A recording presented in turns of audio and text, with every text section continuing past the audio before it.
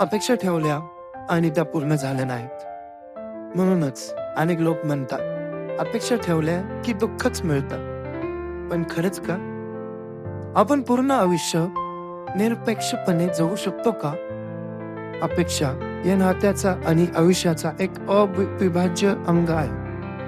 आई वडिलांकडून प्रेमाची, मित्रांकडून साथीची, जोडीदाराकडून समजुतीची अपेक्षा ठेवणं स्वाभाविक आहे.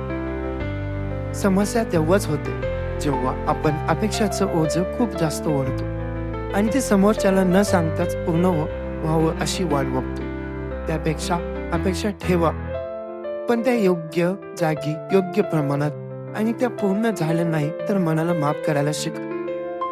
अपेक्षा ठेवणं चूक नाही, पण त्या पूर्ण न झाल्यास स्वतःला हरवून देणं ते मात्र नक्कीच चूक आहे. आयुष्य अजून संपलेलं नाही. कदाचित अपेक्षापेक्षा जास्त सुंदर वेळ तुमच्यासाठी येणार आहे. सबस्क्राईब करा आशाच्या किरण या YouTube चॅनलला. इथे दुःखातही दिलासा आहे आणि निराशातही